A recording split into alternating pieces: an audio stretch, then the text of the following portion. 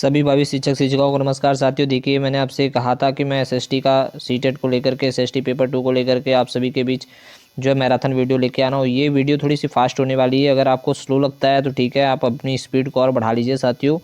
और मैंने कहा था 5 वीडियो में पूरी एनसीईआरटी कवर करने वाला हूँ। एनसीईआरटी के जो भी टू द पॉइंट सार गर्भित नोट्स हैं वो मैं आपके बीच लेके आया हूँ। तो ये देखिए साथियों, ये है रही आपकी 236 पेज की टोटल ये पीडीएफ होने वाली है। एसएसटी को लेकर के आप फुल में फुल मार्क्स यानी 60 आउट ऑफ 60 भी इससे गेन करेंगे।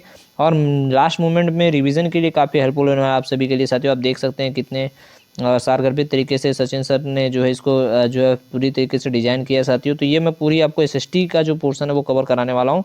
तो आई होप साथियों, अगर आप ये चाहते हैं कि आपको ये पूरी जो नोट्स हैं वो कम समय में ही और टू द पॉइंट जो है पूरी चीज़ें क्लियर कराई जाए, तो आप सभी जो है चैनल को जरूर सब्सक्राइब कर लें। 5 वीडियो मैंने कहा है, मैं 4 में भी कवर कराऊंगा। 4 मैक्सिमम 5 में मैं करवा रहा हूँ, ठीक है। 50 पेज लगभग टारगेट रखा गया है कि एक दिन में 50 पेज का करवा के और 2 से 3 दिन में ही मैं पूरी ये आपकी हिस्ट्री ज्योग्राफी पॉलिटी है ना साथियों, हर एक चीज़ कवर कराने वाला हूँ। तो आई होप आप लोग को ये बहुत मज़ा आने वाला है और टू द पॉइंट साथियों बात करने वाले हैं। आपका समय बिल्कुल भी वेस्ट नहीं करेंगे, ओके। आपका बिल्कुल भी टाइम लॉस नहीं करेंगे। तो अगर आप चैनल पर नए हैं तो साथियों इस सीरीज से जुड़ने के लिए चैनल को जरूर सब्सक्राइब करें, अपने दोस्तों के साथ शेयर करें। ओके साथियों, लेट ना करते हुए स्टार्ट करते हैं। तो साथियों देख सकते हैं आप सीटेट पेपर 2 एसएसटी को लेकर के हम जो डिस्कस करने वाले हैं। तो देखिए साथियों किस तरीके से हम चीज़ें आपको शेयर करेंगे। देखिए अब ये हम स्टार्ट करते हैं साथियों, बिल्कुल भी देर नहीं करेंगे और हम ज्योग्राफी से स्टार्ट करने वाले हैं। ओके साथियों, हम ज्योग्राफी से स्टार्ट करने वाले हैं। तो चलिए आगे बढ़ते हैं साथियों और देखते हैं कि क्या है, किस तरीके से है चीज़ें। तो सबसे पहले थोड़ा मैं जूम कर लेता हूँ। आप अपनी क्वालिटी बढ़ा लीजिएगा और स्पीड जैसा चाहें आप बढ़ा सकते। वैसे मैं स्पीड अपनी तेज़ रखूँगा, फिर भी आप चाहें तो जो है अपने हिसाब से और भी स्पीड बढ़ा सकते हैं, ठीक है साथियों, क्योंकि कम समय में मुझे ज़्यादा मैटर आपको उपलब्ध कराना है, ठीक है साथियों। चलिए, और शेयर करने का काम आपका है, सब्सक्राइब करवाने का काम आपका है साथियों सपोर्ट के लिए।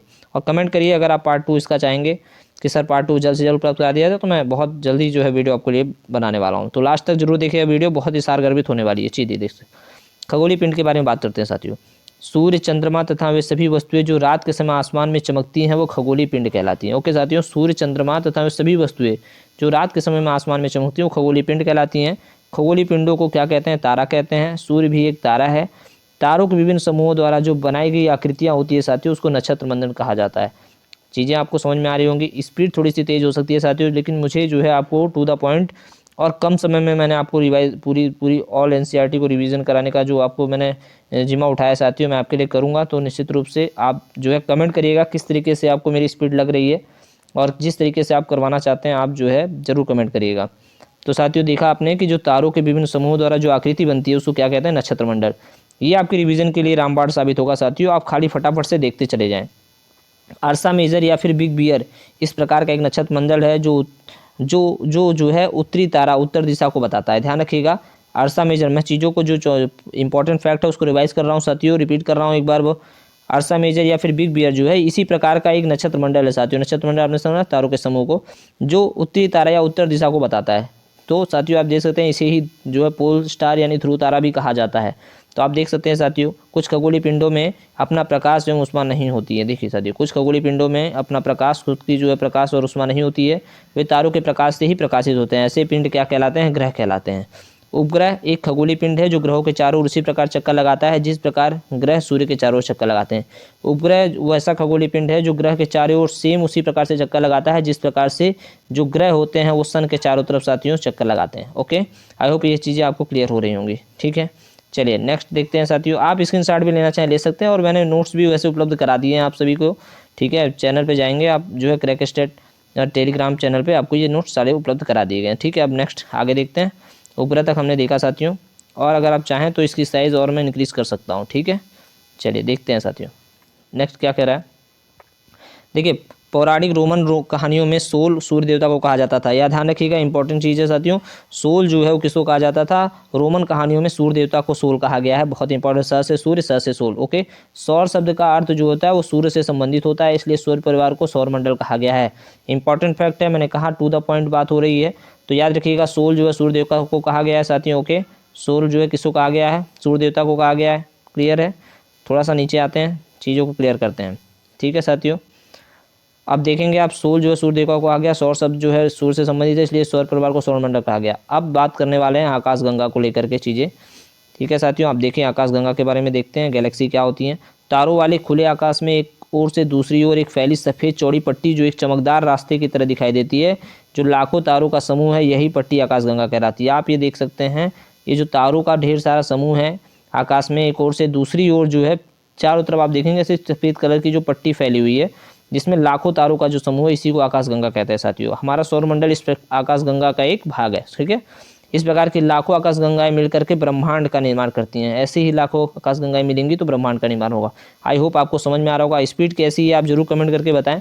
अगर आपको जो है पिक्चर देखने में या क्वालिटी आप इंक्रीज़ करिए, स्पीड आप इंक्रीज़ कीजिए, मुझे कम समय में ही आपके पूरे एनसीईआरटी से सारगर्भित हिस्ट्री, ज्योग्राफी, पॉलिटी सबको मैं कवर कराऊंगा 6 to 12 तक। पूरा 6 to 8 तो एकदम डेफिनेटली कराने वाला हूँ, और आप देखेंगे लास्ट तक बने रहिए साथियों। ठीक है, और अगर आप देख सकते हैं जो भी क्वालिटी को लेकर के कोई इशू होगा, वॉइस को लेकर के, तो आप जरूर कमेंट करिएगा। सौरमंडल के बारे में बात कर रहे हैं तो सूर्य 8 ग्रहों, उपग्रहों तथा कुछ अन्य खगोलीय पिंडों जैसे क्षुद्र ग्रह, उल्कापिंड से मिलकर सौरमंडल का निर्माण करता है। ओके साथियों, ध्यान रखिएगा, उपग्रह हो गए, खगोलीय पिंड हो गए, क्षुद्र ग्रह हो गए, उल्कापिंड हो गए, ये सबसे मिलकर ही सौरमंडल का निर्माण हुआ है साथियों। आप देख सकते हैं यहाँ स्क्रीन पे। अब हम देखेंगे साथियों सूर्य के बारे में बात कर रहे हैं।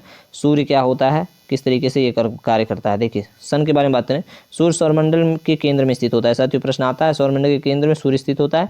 यह बहुत बड़ा एवं अत्यधिक गर्म गैसों से बना होता है। सूर्य सौरमंडल के लिए प्रकाश एवं उष्मा एकमात्र स्रोत है। सूर्य जो है वो सौरमंडल के लिए प्रकाश और उष्मा का एकमात्र स्रोत है। सूर्य पृथ्वी से लगभग 15 किलोमीटर दूर है साथियों। ये आप देखेंगे 15 करोड़ किलोमीटर दूर है। इंपॉर्टेंट फैक्ट है साथियों, इसको नोट करिएगा कि सूर्य जो है वो पृथ्वी से 15 करोड़ किलोमीटर दूर है। सूर्य सबसे ज़्यादा निकट जो है, निकट का जो तारा है वो प्रोक्सिमा सेंचुरी है। सूर्य के सबसे ज़्यादा निकट कौन सा तारा स्थित है साथियों, तो आप देखेंगे प्रोक्सिमा सेंचुरी। ये इंपॉर्टेंट है साथियों, इसको आप ध्यान रखेंगे। प्रकाश की गति लगभग जो है 3 लाख किलोमीटर प्रति सेकंड होती है। इसको आप जरूर ध्यान रखेंगे। इसकी गति को पृथ्वी तक पहुंचने में 8 मिनट 19 सेकंड का समय लगता है, जो एनसीईआरटी में दिया गया है।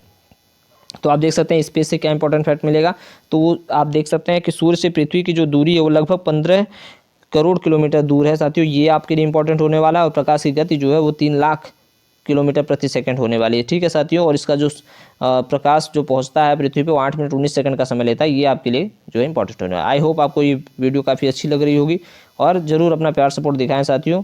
और कम से कम समय में, बिल्कुल आपका टाइम लॉस नहीं किया जाएगा। ठीक है साथियों, ये अपना परिवार है और आपके लिए सब कुछ किया जाएगा। आप कमेंट करिएगा। ग्रह के बारे में बात करते हैं साथियों। देख सकते हैं आप, ग्रह के बारे में हम लोग डिस्कस करने वाले हैं। देखिए साथियों, प्लैनेट्स क्या होते हैं। हमारे सौरमंडल में 8 ग्रह हैं। सूर्य से दूरी के अनुसार जो आप देखेंगे, Mercury, Venus, Earth, Mars, Jupiter, Saturn, Uranus, Neptune. ठीक है साथियों, बुध, शुक्र, पृथ्वी, मंगल, बृहस्पति, शनि, अरुण, वरुण, है ना साथियों। आप देख सकते हैं। तो सौरमंडल के आपको ये क्रम याद होना चाहिए। क्रम से भी काफ़ी प्रश्न आ जाते हैं, तो निश्चित रूप से आप जो है क्रम को याद करेंगे। हिंदी और इंग्लिश दोनों में याद रखिएगा। सभी 8 ग्रह एक निश्चित पथ पर सूर्य के चक्कर लगाते हैं। ये जो रास्ते होते हैं इनके पथ के चक्कर लगाने के, वो होते हैं दीर्घवृत्ताकार होते हैं साथियों। और उनकी ये जो कक्षा जिसमें वो चक्कर लगाते हैं उनको ऑर्बिट कहा जाता है। बुध जो है सूर्य के सबसे नज़दीक का ग्रह है। ये प्रश्न कई बार आते हैं एग्जाम में। सूर्य के सबसे निकट का जो तारा है वो कौन सा है साथियों, सूर्य के सबसे निकट का जो ग्रह है कौन सा है साथियों, बुध है। ग्रह का अपने अक्ष पर घूमना जो है घूर्णन कहलाता है। अपने अक्ष पे जब कोई चीज़ें घूम रही है, अपने ही अक्ष पे घूम रही हैं, ठीक है साथियों, तो वो घूर्णन कहलाता है। और सूर्य के, सन के चारों तरफ जब कोई चीज़ें रन करती हैं साथियों, सूर्य के चारों तरफ जब रन करती हैं तो उस कक्ष में पृथ्वी की गति को परिक्रमण कहा जाता है। ठीक है साथियों, किसी अन्य जो है अन्य पदार्थ, अन्य जो है कोई तत्व है उसके चारों तरफ अगर कोई भ्रमण हो रहा है तो वो परिक्रमण है।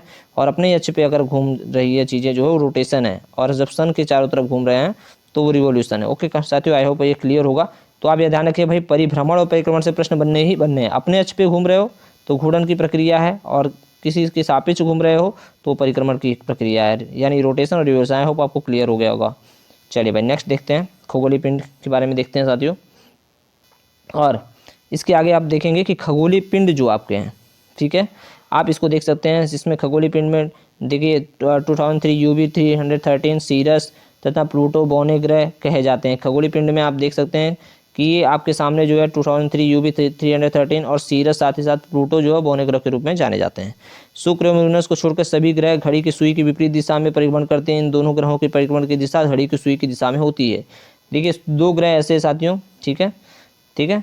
तो ये आप देख सकते हैं कि 2 ग्रह यानी अरुण और शुक्र है। यूरेनस को अरुण कहा गया है साथियों, शुक्र और यूरेनस, ये इंपॉर्टेंट फैक्ट है, मैं आपको बता रहा हूँ, इंपॉर्टेंट फैक्ट है, इसको नोट करिएगा, इस पर ध्यान दीजिएगा। शुक्र और यूरेनस को छोड़कर सभी ग्रह जो है वो घड़ी की यही डायरेक्शन है, ठीक है, घड़ी की सुई की विपरीत दिशा में घूम रहे हैं। जैसे इस तरीके से रन कर रही है वॉच, अगर इस तरीके से, तो आपको देखेंगे शुक्र और यूरेनस को छोड़ करके सभी ग्रह सूर्य की विपरीत दिशा में, है ना, एंटी क्लॉकवाइज रन करते हैं, इस तरीके से रन करते हैं।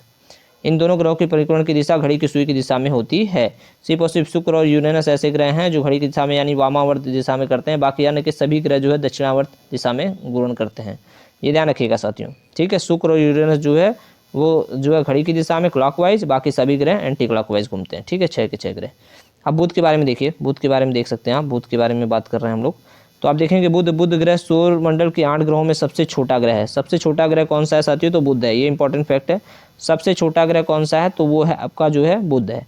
सूर्य का सबसे निकट का भी अगर ग्रह पूछे या फिर सबसे छोटा ग्रह पूछे तो बुध है। इसका परिक्रमण काल लगभग 88 दिन होता है। इसका कोई भी उपग्रह नहीं है। ये सारे इंपॉर्टेंट फैक्ट है, ध्यान रखिएगा।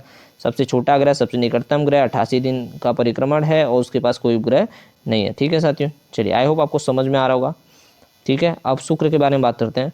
शुक्र पृथ्वी का सबसे निकटतम और सौरमंडल का सबसे गर्म ग्रह है। ये प्रश्न काफ़ी इंपॉर्टेंट होने वाला है आपके लिए, ठीक है साथियों। अगर आपसे ये पूछता है कि भाई पृथ्वी शुक्र जो है पृथ्वी का सबसे निकटतम, आई होप आप लोग समझ रहे होंगे। अगर क्योंकि स्पीड आप मेरी तेज़ है और आपको जो है कम समय में अच्छे कंटेंट उपलब्ध कराने हैं, अगर तो थोड़ी बहुत कहीं पे कुछ चीज़ें मुंह से निकल गई हो तो आप उसको, मैं रिपीट करता हूँ, आप उसको जो है रिकरेक्ट करिएगा साथियों, ठीक है, करेक्शन करिएगा। शुक्र जो है पृथ्वी के सबसे निकटतम और सौरमंडल का सबसे गर्म ग्रह है। सब प्रश्न आता है कि सौरमंडल का सबसे गर्म ग्रह कौन सा है, तो वो आप शुक्र कहेंगे। और निकटतम पृथ्वी के निकट की बात कर रहा है साथियों। सूर्य के निकट तो आप फिर बुध हो जाएगा फिर आपका, लेकिन पृथ्वी के निकट होगा। दोनों में जो है डिफरेंस आप समझिएगा। अब वीनस प्लैनेट को जो है देखो साथियों, एक चीज़ ध्यान रखिएगा आप, एक चीज़ आपको क्लियर होनी चाहिए, ठीक है साथियों, ये चीज़ें आपको क्लियर होनी चाहिए। चलिए देखते हैं क्या कह रहा है भाई। वीनस प्लैनेट को जो है नाम प्रेम और सुंदरता की देवी रोमन देवी के नाम पर दिया गया था। इनका जो नाम था वीनस को, वीनस ग्रह का जो नाम हुआ था वो प्रेम और सुंदरता की देवी रोमन देवी के नाम पे जो है दिया गया था इनको, ठीक है, ध्यान रखिएगा। शुक्र ग्रह चंद्रमा के बाद रात के समय आकाश में सबसे अधिक चमकीला ग्रह है। इस ग्रह को पृथ्वी की बहन भी कहा जाता है क्योंकि वीनस प्लैनेट का द्रव्यमान व आकार पृथ्वी के आकार के बराबर होता है। इस कारण इसका कोई उपग्रह नहीं है, ध्यान रखिएगा। शुक्र को जो है पृथ्वी की बहन भी कहा जाता है और साथ ही साथ इसे भोर का तारा, मॉर्निंग स्टार और सांझ का तारा, ठीक है, इवनिंग स्टार भी कहा जाता है। तो आप ध्यान रखेंगे, भोर का तारा भी आपका शुक्र है, सांझ का तारा भी आपका शुक्र है और पृथ्वी की बहन भी जो है ये शुक्र ही है, क्योंकि इसका जो द्रव्यमान है शुक्र का वो पृथ्वी के द्रव्यमान के लगभग बराबर होता है। और इसका जो नामकरण हुआ था उस जो प्रेम और सुंदरता की देवी थी उनके नाम पर दिया गया था, रोमन देवी के नाम पे। सबसे गर्म ग्रह भी पूछे तो आपका शुक्र है और पृथ्वी के सबसे निकट भी पूछे तो आपका शुक्र है। एग्जाम पॉइंट ऑफ व्यू से शुक्र ग्रह काफ़ी इंपॉर्टेंट होने वाला है आप सभी के लिए साथियों। अब देखते हैं पृथ्वी पे बात करते हैं। सूर्य से दूरी से हिसाब से पृथ्वी का तीसरा ग्रह है। आकार में यह 5वां सबसे बड़ा ग्रह है। ध्रुवों के पास थोड़ी चपटी है, यही कारण इसके आकार को भूआब या जियोड कहा जाता है। भूआब का अर्थ है पृथ्वी के समान आकार, याद रखिएगा। सूर्य से दूरी के हिसाब से पृथ्वी का सबसे तीसरे नंबर पे ग्रह है ये बुध शुक्र पृथ्वी, और ये 5वां सबसे बड़ा ग्रह है, ठीक है। आप देख सकते हैं ये साथियों, इसके आकार को भूआब कहा जाता है। भूआब का अर्थ है पृथ्वी के समान आकार। पृथ्वी के पास केवल एक उपग्रह है, चंद्रमा, याद रखिएगा। अंतरिक्ष को देखने पर नीले रंग की दिखाई पड़ती है क्योंकि इसकी जो 2/3 हिस्सा वो पानी से ढका हुआ है, इसलिए इसे नीला ग्रह यानी ब्लू प्लैनेट के भी नाम से जाना जाता है। 2/3 हिस्सा याद रखिएगा, ठीक है साथियों। ये ध्रुवों पर थोड़ा सा चपटी होती है और ये जो है आकार में 5वां सबसे बड़ा है और जो है सूर्य से दूरी के हिसाब से तीसरा सबसे बड़ा है। आई होप आपको समझ में आ रही होंगी चीज़ें साथियों। मैं बार बार कह रहा हूँ, ये मैं सारे कंटेंट आपको उपलब्ध कराने वाला हूँ और अगर आपने सपोर्ट किया तो बहुत अच्छी तरीके से मैं कवर कराऊंगा ये सारी चीज़ें आपको, ठीक है साथियों। बस आपका प्यार सपोर्ट बना रहे, अपने दोस्तों के साथ शेयर करें, घर परिवार के साथ शेयर करें और आप निश्चित रूप से बहुत ही अच्छा करने वाले हैं, ऐसा जो है ईश्वर से प्रार्थना है, महादेव से प्रार्थना है। जितने भी लोग वीडियो देख रहे हैं सब 120+ जो है कवर करें मार्क्स जो है साथियों, और अपने अपने माँ बाप का अपना सपना जो है साकार करें साथियों, ठीक है। तो ऐसे ही प्यार सपोर्ट बनाए रखें साथियों। वीडियो मैं बहुत शॉर्ट में बनाने की कोशिश कर रहा हूँ, टू द पॉइंट, आप देख सकते हैं, बिल्कुल भी टाइम लॉस नहीं कर रहा हूँ साथियों। बहुत सारे कंटेंट मैं आपको देने वाला हूँ। इसी फैक्ट को लेकर आप जो है देखेंगे बड़े बड़े चैनलों पे काफ़ी घंटों के मैराथन आ रहे हैं साथियों, 8-10 घंटे के मैराथन आ रहे हैं साथियों। कई दिनों से मैराथन सीरीज चल रही है, लेकिन टू द पॉइंट बात करेंगे। जिन भी बच्चों ने ये वीडियो देख लिया वो खाली एक नज़र वो देखते जाएंगे तो निश्चित रूप से आप अपने हिसाब से स्पीड को कम ज़्यादा कर सकते हैं और आपके लिए बहुत हेल्पफुल होना है। काफ़ी क्वेश्चन डायरेक्ट हिंट करेंगे यहाँ से, तो आप उसने देखें। बुध का मैंने बताया आपको 88 दिन। ओके, आई होप आपको समझ में आ रहा होगा, ठीक है साथियों। अब चलिए आगे बढ़ते हैं। पृथ्वी के बारे में हम लोग डिस्कस कर रहे थे, थोड़ी साइज इंक्रीज़ कर रहा हूँ। आप क्वालिटी अपने हिसाब से और स्पीड अपने हिसाब से मेंटेन कर सकते हैं। वैसे मैंने खुद ही स्पीड मेंटेन कर रखा है। पृथ्वी अपने अक्ष पर एक घूर्णन पूरा करने में 23 घंटे 56 मिनट और 4.09 सेकंड का समय लेती है। याद रखिएगा साथियों, इंपॉर्टेंट होने वाला है। पृथ्वी जो है अपने अक्ष पे जब घूर्णन करती है, ठीक है, तो आप देखेंगे रोटेशन करती है तो वो 23 घंटे 56 मिनट और 4.09 सेकंड का समय लेती है। फिर से देखिए 23 घंटे 56 मिनट 4.09 सेकंड का समय लेती है। ये अपने अक्ष पर लंबवत 23.5 डिग्री झुकी हुई है। इसके कारण इस पर विभिन्न प्रकार के मौसम आते हैं।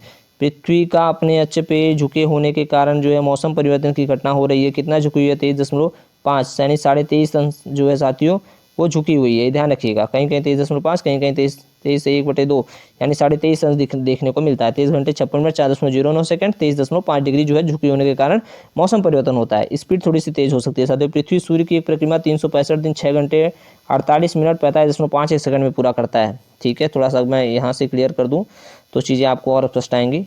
ठीक है साथियों, आप देख सकते हैं कि पृथ्वी जो है सूर्य की परिक्रमा कितने देर में करता है? 365 दिन 6 घंटे 48 मिनट 45.51 सेकंड।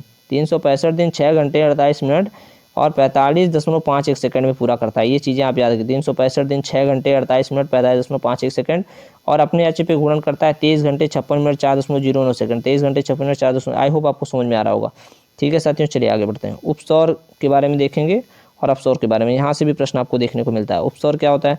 जब पृथ्वी सूर्य से बिल्कुल पास होगी साथियों, ठीक है, तो वो उपसौर होगा। ठीक है, उपसौर की स्थिति कब होती है? 3 जनवरी को होती है। बहुत ही इंपॉर्टेंट होने वाला है भाई मेरे, बहुत ही इंपॉर्टेंट होने वाला है, इसलिए मैं कह रहा हूँ अब वीडियो देखिए, 4-5 वीडियो ही देखिए और हिस्ट्री में अच्छे मार्क्स गेन करिए साथियों। ठीक है, 6 to 8 को लेकर के बहुत सारी वैकेंसीज आने वाली हैं। ये सीटेट आपके लिए इंपॉर्टेंट होने वाला है। बिहार में भी आपको फिर से जो अगस्त में कैलेंडर जारी हो गया है 24 अगस्त को साथियों, तो आप देखेंगे उसमें 6 to 8 की भी वैकेंसी आपको देखने को मिलेंगी SST की। ठीक है साथियों, NCERT का बहुत अहम रोल है, तो इसलिए साथियों आप ज़रूर देखे जाइए। आप ये वीडियो 4-5 सीरीज़ में देखेंगे ना, वो आपके लिए बहुत हेल्पफुल होने वाली है। ठीक है, चलिए अब सीधी बात, नो बकवास करते हैं साथियों।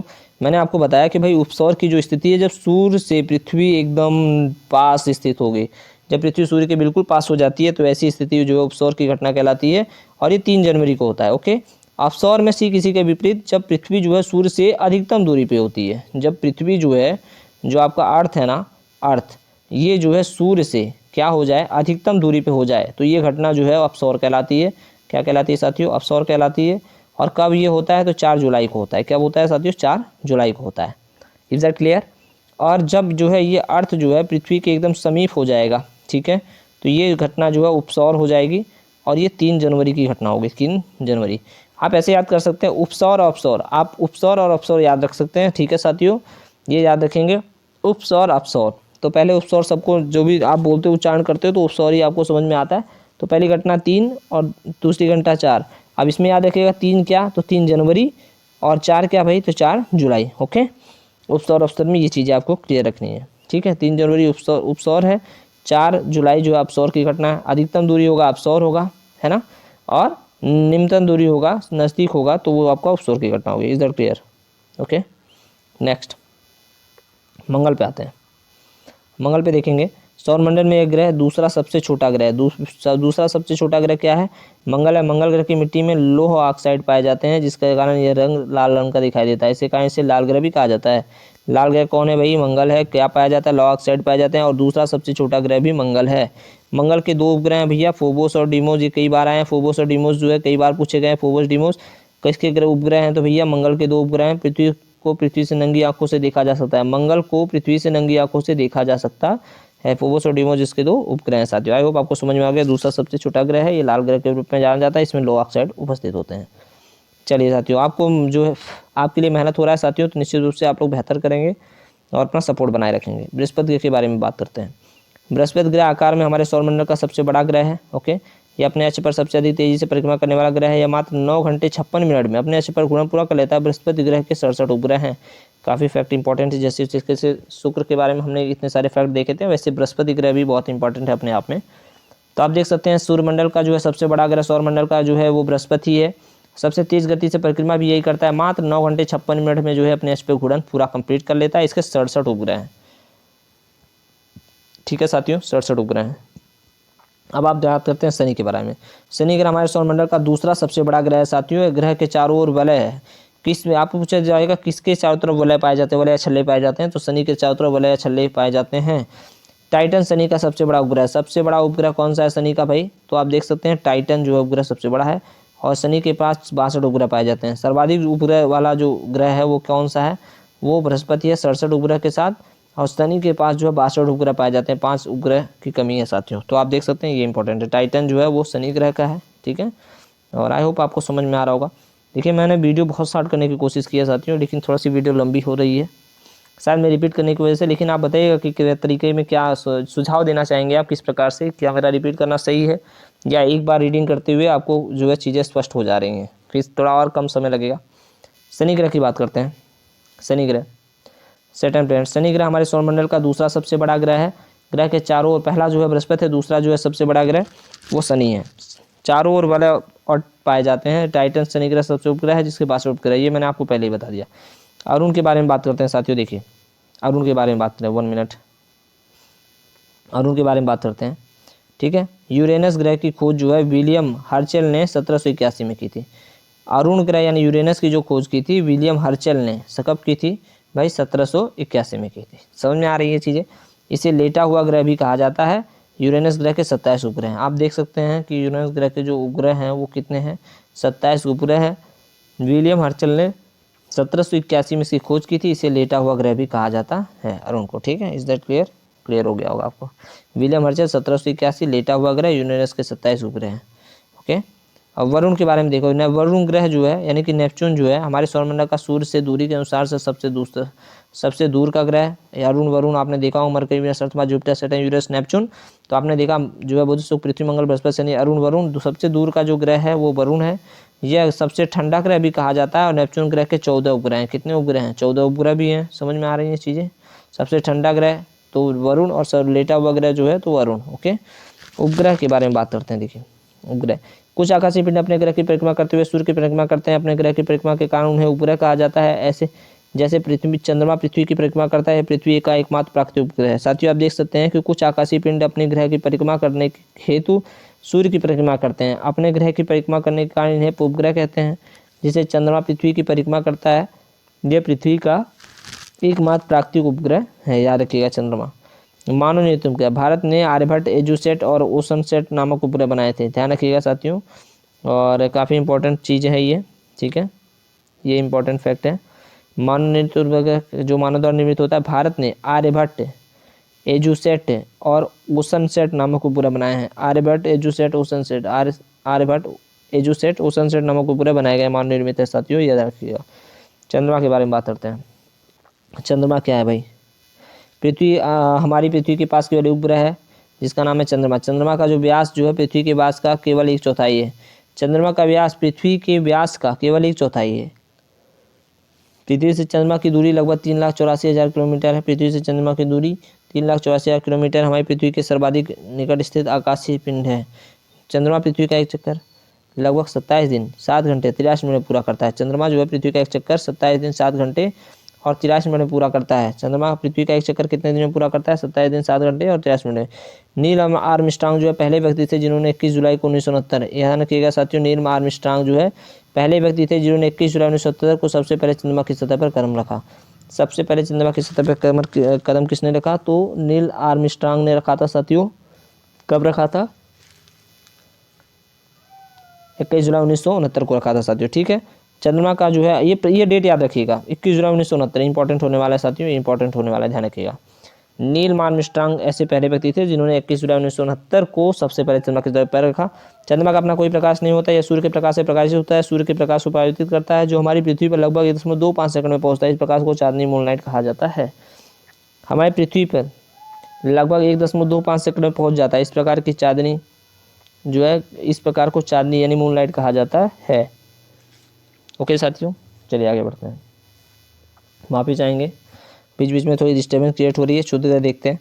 तारों, ग्रहों एवं ग्रहों के अतिरिक्त असंख्य छोटे पिंड जो भी सूर्य के चारों चक्कर लगाते हैं, इन पिंडों को क्षुद्र ग्रह कहा जाता है। ये मंगल और बृहस्पति कक्षा में पाए जाते हैं। याद रखने का साथियों, क्षुद्र ग्रह जो है किसकी किसकी कक्षा में पाए जाते हैं?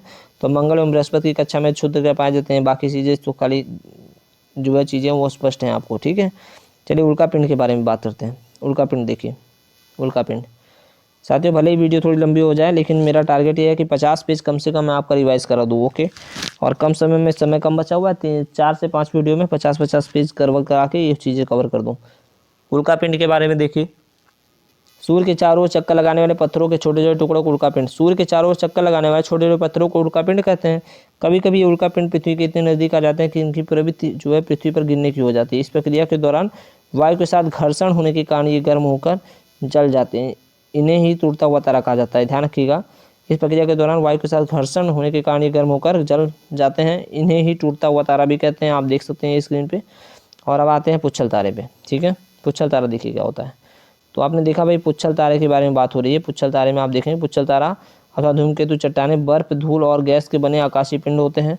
गुरुत्वाकर्षण का इस तारे का सिर जो है सूर्य की तरफ तथा पूछ हमेशा सूर्य से दूर की बाहर की तरफ होती है, जिससे हम चमकती दिखाई देती। चलिए साथियों आगे देखते हैं।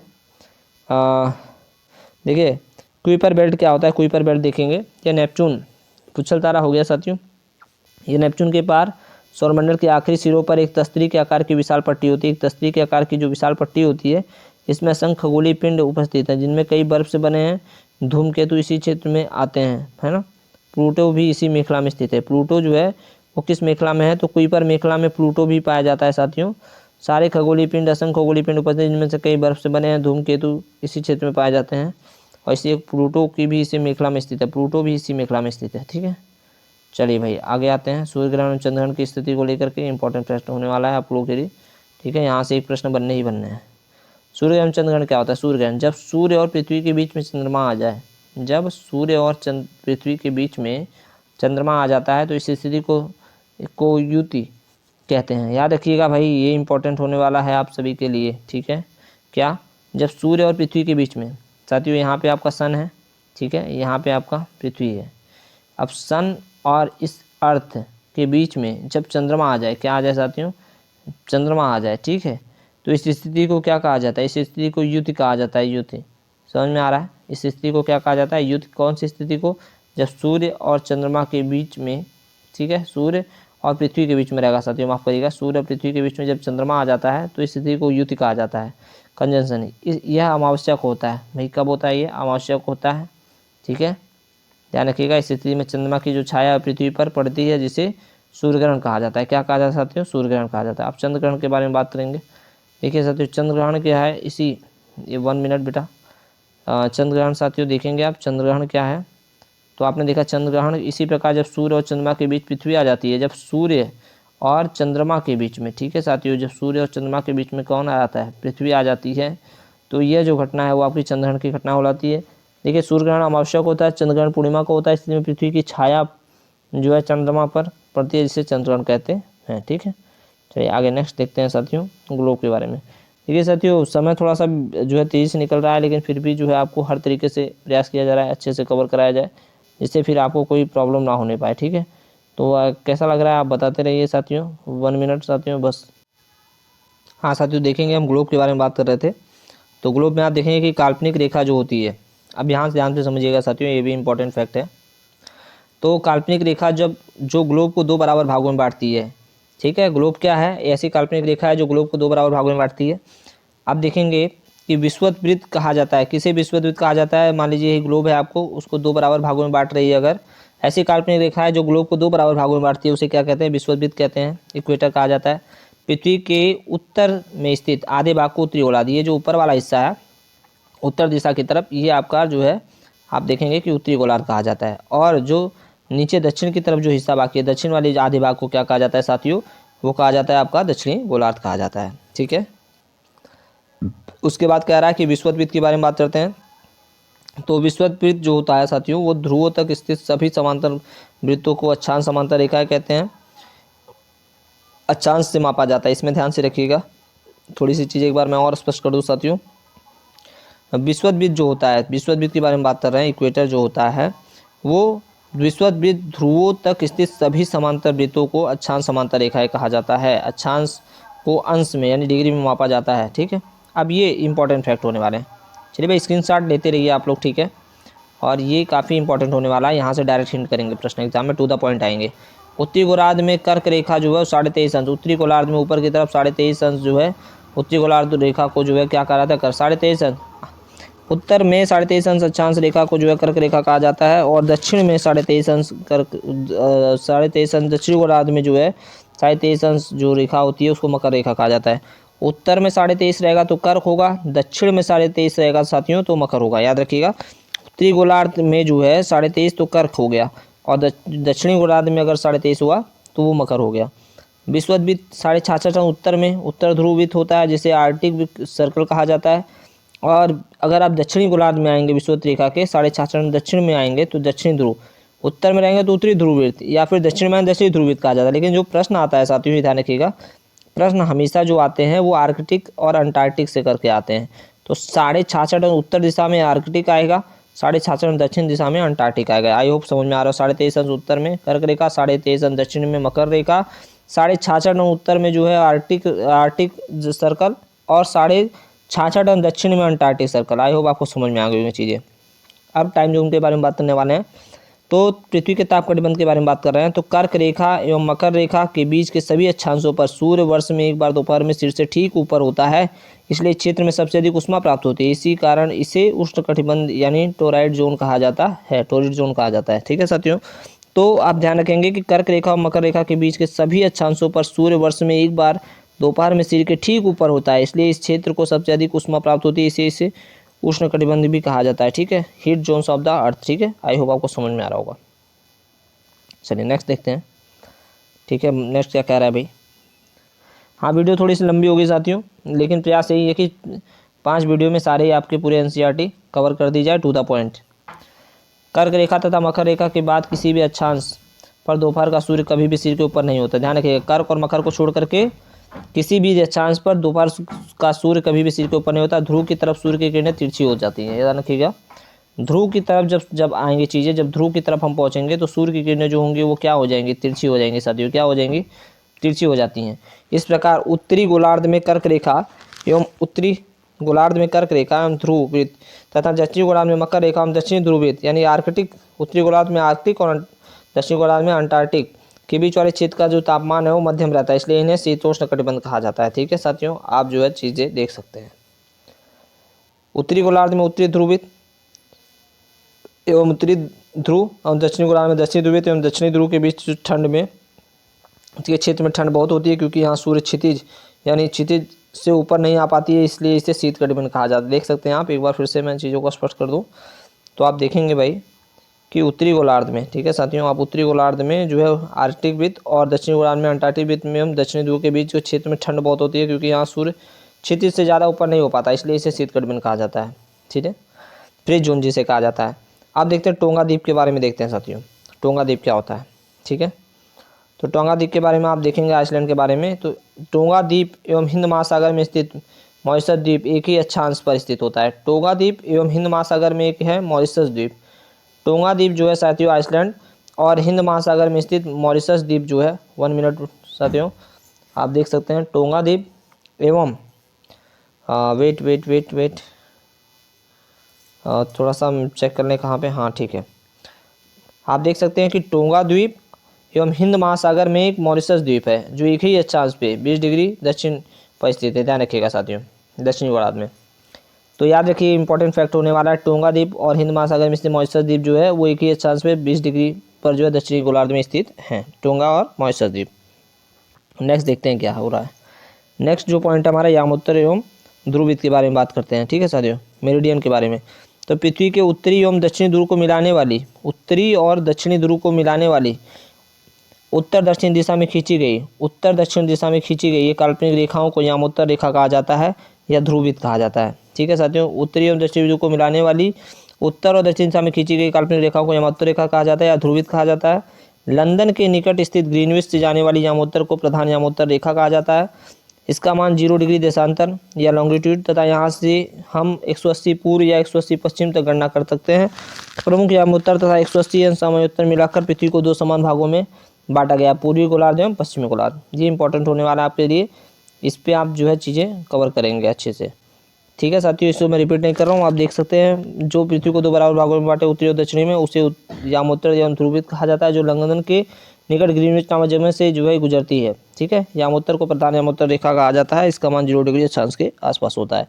यहाँ से हम 180 अंश पूर्व या 180 अंश पश्चिम तक गणना कर सकते हैं। प्रमुख उत्तर तथा 180 यामोत्तर मिलकर पृथ्वी को 2 समान भागों में बांटते हैं, जो पूर्वी गोलार्ध और उत्तरी गोलार्ध कहलाती है। ठीक है साथियों, अब आपका काम है इसे अपने यार दोस्तों के साथ शेयर करना। और अगर आप चाहते हैं कि नेक्स्ट वीडियो जो है जल्द से जल्द कराई है, तो निश्चित रूप से आप लोग जो है थोड़ा सा कमेंट के माध्यम से बताएंगे चीज़ों को कि आपको कैसा लगी ये वीडियो। फ़िलहाल अभी हम और भी चीज़ें कवर कराने वाले हैं।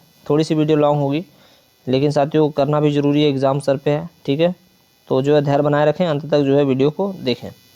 वीडियो आप देखेंगे तो आपको काफ़ी हेल्प मिलने वाली है। देखिए, देशांतर और समय के बारे में, लॉन्गिट्यूड एंड टाइम के बारे में बात करें। समय को मापने का सबसे अच्छा जो साधन है वो पृथ्वी, चंद्रमा एवं ग्रहों की गति है। ठीक है, स्थानीय समय का अनुमान सूर्य के द्वारा बनाने वाली जो परछाई में से लगाया जा सकता है। पृथ्वी पश्चिम से पूर्व की ओर चक्कर लगाती है। पृथ्वी जो है किस दिशा में चक्कर लगाती है, तो पृथ्वी इस तरीके से, तो आप देखेंगे कि पश्चिम से, ध्यान रखिएगा साथियों, पश्चिम से पूर्व की ओर चक्कर लगाता है वह स्थान जो ग्रीनविच के पूर्व में है। जो भी स्थान ग्रीनविच के पूर्व की तरह स्थित होंगे उस समय ग्रीनविच समय से आगे होंगे, तथा जो पश्चिम में है उनका समय क्या होगा, पीछे होगा। ठीक है, ध्यान रखिएगा। आगे बढ़ेंगे जैसे पूर्व की तरफ, वो बढ़ता जाएगा, पश्चिम में घटता जाएगा। पृथ्वी लगभग 24 घंटे में अपने अक्ष पर 360 अंश घूम जाती है।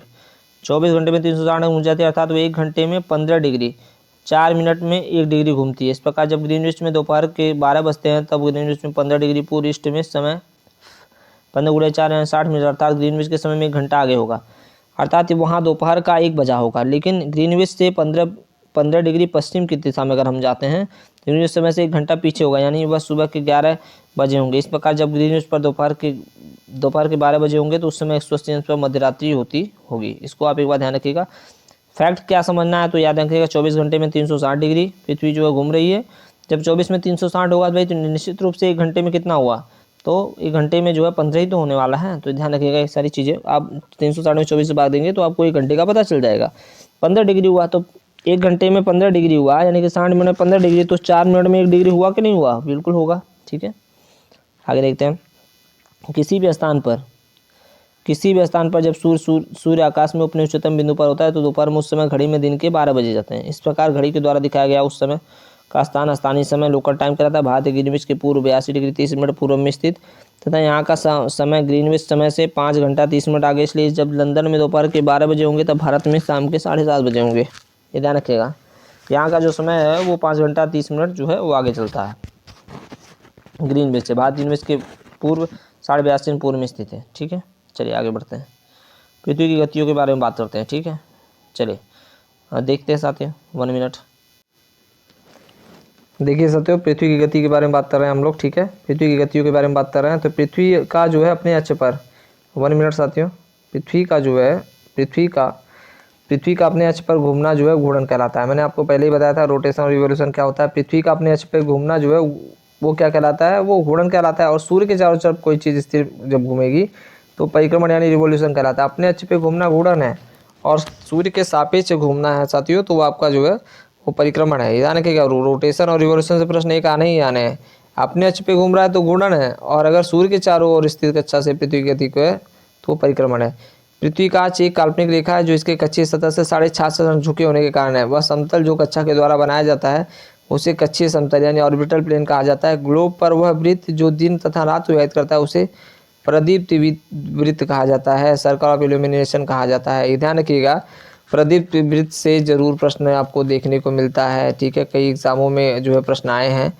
तो प्रदीप्त जो वृत्त है वो क्या है, तो ग्लोब पर वृत्त जो दिन रात तो व्यतीत करता है, ग्लोब पर ऐसा वृत्त। ठीक है साथियों, इंपॉर्टेंट है, ध्यान रखिएगा कि ग्लोब पर वह वृत्त जो दिन तथा रात को व्यतीत करता है उसे प्रदीप्त वृत्त कहा जाता है। क्या कहा जाता है, प्रदीप्त वृत्त कहा जाता है, जो दिन और रात को क्या कर देता है, विभाजित कर देता है।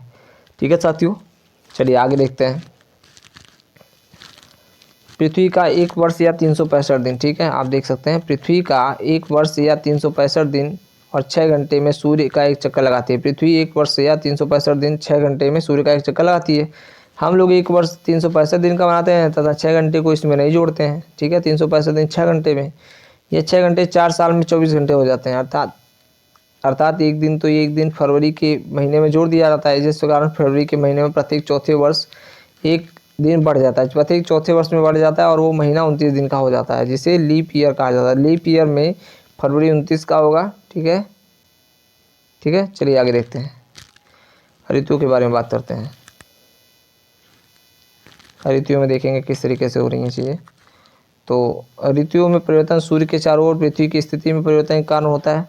ऋतुओं में जो परिवर्तन होता है सूर्य के चारों ओर पृथ्वी की स्थिति में परिवर्तन के कारण होता है। 21 जून को उत्तरी गोलार्ध, ठीक है, सूर्य की तरफ झुका हुआ होता है। सूर्य की किरणें कर्क रेखा पर सीधी पड़ती हैं, इसलिए परिणाम स्वरूप इन क्षेत्रों में उष्मा अधिक प्राप्त होती है। ध्यान रखिएगा, 21 जून को उत्तरी गोलार्ध में सूर्य की चारों तरफ झुका हुआ सूर्य की किरणें कर्क रेखा पर सीधी पड़ती हैं, इसके परिणाम स्वरूप इन क्षेत्रों में उष्मा अधिक होती है। 21 जून की बात करिए, 21 जून को इस क्षेत्र में सबसे लंबा दिन तथा सबसे छोटी रातें होती है। 21 जून को सबसे लंबा दिन और सबसे छोटी रातें होती हैं। पृथ्वी की इस अवस्था को उत्तर अयनांत कहा जाता है। उत्तर अयनांत क्या कहा जाता है? ठीक है, 22 दिसंबर को दक्षिणी ध्रुव के सूर्य की ओर झुके होने के कारण, ठीक है, 22 दिसंबर को सूर्य की ओर झुके होने के कारण मकर रेखा पर सूर्य की किरणें सीधी पड़ती हैं।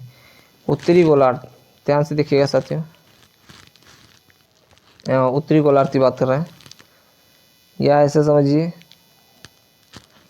ठीक है, आप देखते हैं उत्तरी ध्रुव रेखा जो के बाद वाले भाग को ऊपर लगभग 6 महीने तक का लगातार दिन रहता है। दक्षिणी गोलार्ध में लंबे दिन तथा छोटी रातों वाली ग्रीष्म ऋतु होती है। पृथ्वी की इस अवस्था को दक्षिणी अयनांत कहा जाता है। ऑस्ट्रेलिया में ग्रीष्म ऋतु में क्रिसमस का पर्व मनाया जाता है। ठीक है साथियों, 21 मार्च एवं 23 सितंबर को सूर्य की किरणें विषुवत रेखा पर सीधी पड़ती हैं। इस अवस्था में कोई भी ध्रुव सूर्य की ओर नहीं झुका होता, इसलिए पूरी पृथ्वी पर रात एवं दिन बराबर होते, इसे विषुव कहा जाता है। क्या कहा जाता है? विषुव कहा जाता है। क्या कहा जाता है? विषुव कहा जाता है। ठीक है साथियों, तो आप देख सकते हैं अभी हमने 14 पेज ही कवर कर रखा है। हाँ, तो भाई आप देख सकते हैं कि पृथ्वी मानचित्र के बारे में हमने डिस्कस किया। रात एवं दिन बराबर होते ये विषुव कहा जाता है। ठीक है, अब मानचित्र के बारे में बात करते हैं। देखिए, थोड़ा जूम कर दें तो आपको और भी चीज़ें क्लियर होंगी। मानचित्र के बारे में बात करने जा रहे हैं, मैपिंग के बारे में। ठीक है, तो आप देखेंगे भाई मानचित्र क्या होता है। पृथ्वी की सतह पर इसके एक भाग का पैमाने के माध्यम से चपटी सतह पर खींचा गया चित्र हो जाता है। ठीक है, मानचित्र कई प्रकार के होते हैं साथियों। मानचित्र कई प्रकार के होते हैं। एक भौतिक मानचित्र है, राजनीतिक मानचित्र है, कई सारे मानचित्र हैं। ठीक है, अब इसमें चीज़ें देखेंगे कि आपकी भाई भौतिक मानचित्र में पृथ्वी की प्राकृतिक आकृतियाँ जैसे पर्वत, पठार, नदी, महासागर आदि को दर्शाने मानचित्र को भौतिक या उच्छावस मानचित्र कहा जाता है। समझ में आ रहा है क्या है भाई कि पृथ्वी की प्राकृतिक आकृति जैसे पर्वत हो गया, पठार हो गया, नदी हो गया, महासागर हो गया आदि को दर्शाने वाले प्रतिबंधों को भौतिक या उच्चावच मानचित्र कहा जाता है। ठीक है, ध्यान रखिएगा, प्रतिआवत या फिर जो उच्चावच मानचित्र कहा जाता है। फिजिक्स और रिलीफ मैप्स। राजनीतिक मानचित्र देखो भैया, राज्यों, नगरों, शहरों तथा गांव और विश्व के विभिन्न देशों एवं राज्यों तथा उनकी सीमाएं को दर्शाने मानचित्र को राजनीतिक मानचित्र कहा जाता है। फिर से देखिए, राज्य, नगर, शहर तथा गांव और विश्व के विभिन्न देशों तथा राज्यों तो उसकी देशों को दर्शाने वाले मानचित्र को क्या कहा जाता है? राजनीतिक मानचित्र कहा जाता है। ठीक है, थीमेटिक मानचित्र देखिए सत्य, थीमेटिक क्या होता है? कुछ मानचित्र विशेष जानकारी प्रदान करते हैं, जैसे सड़क, व्यक्ति मानचित्र, वर्षा मानचित्र, वन नोट्स तथा आगामी आदि के वितरण दर्शाने वाले मानचित्र आदि हैं। इस प्रकार के मानचित्र को थीमेटिक मानचित्र कहा जाता है। ठीक है, समझ में आ रहा है? चलिए, अब थीमेटिक मानचित्र भी आपने समझ लिया। राजनीतिक मानचित्र में क्या था? राजनीतिक मानचित्र में देखिए इस तरीके से देखेंगे, राजनीतिक शहर और गांव और विश्व के विभिन्न देशों और राज्यों तथा उनकी सीमाओं को दर्शाने मानचित्र तो राजनीतिक कहते हैं। थीमेटिक क्या है? थीमेटिक में आपने देखा जब सड़क मानचित्र, वर्षा मानचित्र, वन मानचित्र, उद्योग आदि के विवरण दर्शाने हेतु मानचित्र का जो प्रयोग किया जाता है उसे थीमेटिक मानचित्र कहा जाता है। ठीक है, अब दिशा पे थोड़ी देर के लिए रोकते हैं साथियों, बस 2 मिनट का टाइम दीजिए।